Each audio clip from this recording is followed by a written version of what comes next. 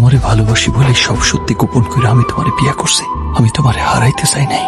সত্যিটা বললে হয়তো তোমারে হারাইতে হইব, সেই ভয়টাই ছিল আমার। তোমার কাছে আর কিছুই লুকানোর নাই আমার। যা শুনছো, যা জানছো, তা সবই সত্যি। কিন্তু তার চেয়েও বড় সত্যি, আমি তোমারে ভালোবাসি। আমি তোমারে অনেক ভালোবাসি সোনিয়া।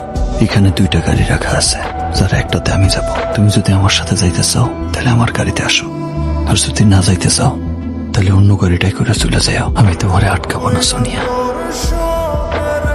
আমাদের কাছে ওয়ারেন্ট আছে ওনাকে গ্রেফতার করা। এই বাড়ির মাইয়ার গায়ে হাত দিলে না, হাত কাইটা ধোলাই খালে ফালাই দিমু। আমি নন্দা, পুলিশ কেন এই বাড়িতে তাইলেও আমার উপরে কথা বলার ক্ষমতা নাই। ওয়ারেন্ট, আর আপনাকেও আমাদের সাথে যেতে হবে। যা বলার কোর্টে গিয়ে বলবেন। আসেন। মহামান্য আদালত, উত্তরাপুর তথা পুরান ঢাকা এমন কোন অপরাধ ছিল না যেখানে গোপালকরের নাম সংযোজিত হয়নি। গোপালকরের অবর্তমানে তার গ্যাং, ওনার ডান হাত প্রিন্স এখনো পর্যন্ত সক্রিয়। রাজানি, মাদক ব্যবসা, স্মাগলিং, চাঁদাবাজি, প্রত্যেকটা অপরাধের সাথে জড়িত সে। কার আন্ডারওয়ার্ল্ডের ত্রাস এই প্রিন্স। মাননীয় আদালত, এই প্রিন্সের প্রধান সহযোগী ওনার স্ত্রী তুরাই আক্তার, সোনিয়া।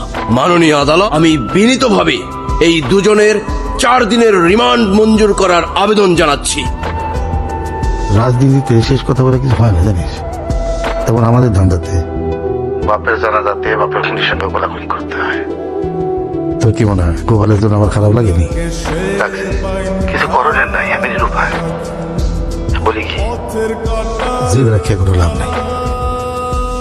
আমি এই জগতের অনেক পুরাতন লোক, নিজের মধ্যে কামড়াকামড়ি করা যাইতে সমঝোতা করে আমি ভালো না।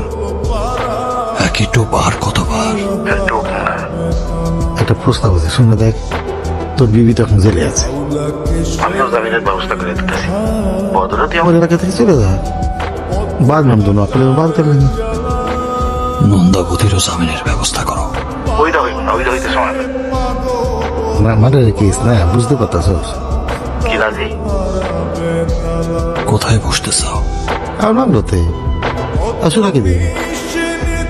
আমার বাড়িতে চিনির দাওয়াত তোর জন্য। সবই তো যাই না দিস।